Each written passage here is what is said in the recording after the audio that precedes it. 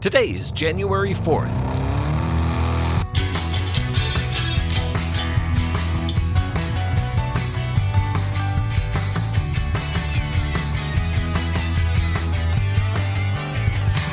It's the fourth day of the year, and this is the On This Day podcast.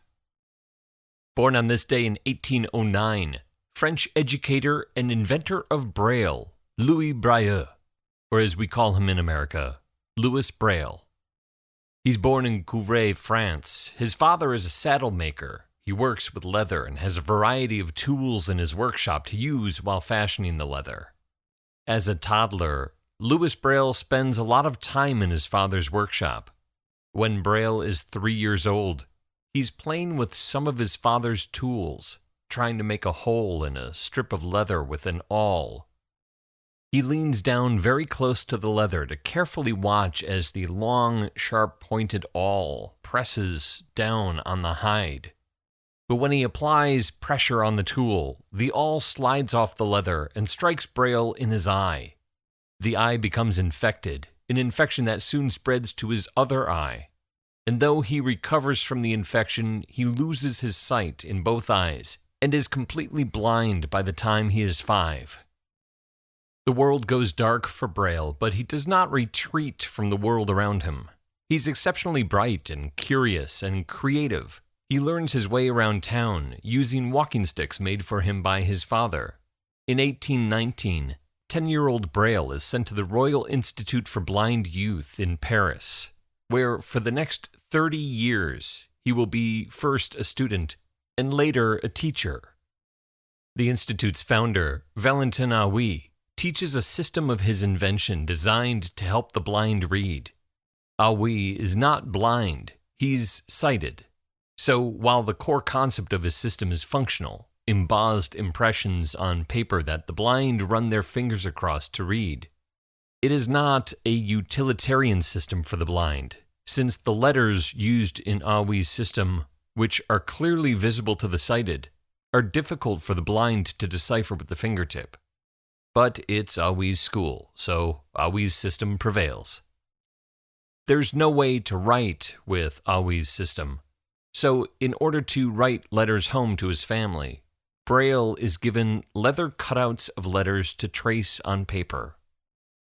2 years later, in 1821, an army officer arrives at the school to demonstrate his system of tactile communication. Captain Charles Barbier is tasked by Napoleon to create a military code for communication at night without the need for a light source.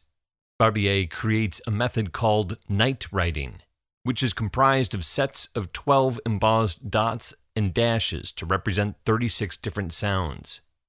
The military never adopts Barbier's system, and when he demonstrates it for the blind students at the Royal Institute, they don't really take to it either.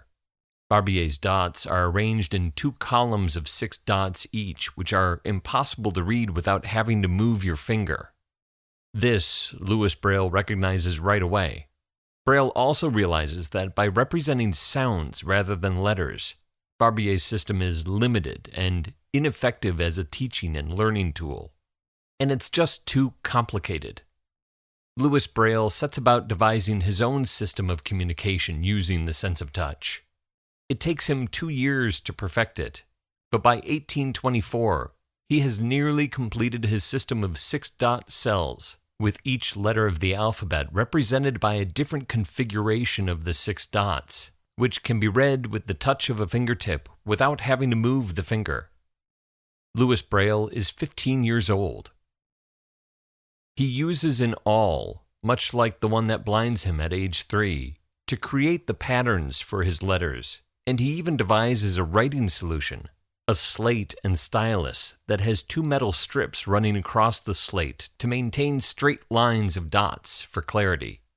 Braille, a passionate organist and cellist, also creates a tactile system for musical notation, all of which he publishes in 1829 in his first book called Method of Writing Words, Music, and Plain Songs by Means of Dots for Use by the Blind and Arranged for Them.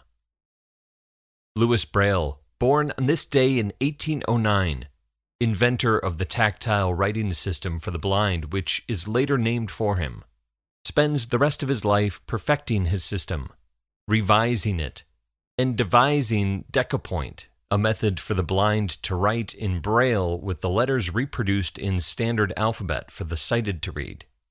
Braille passes away in 1852 at the age of 43 after a decade-plus long respiratory illness. It's another 2 years before his system of raised dots is taught at the Royal Institute, finally adopted by the Institute at the insistence of its students.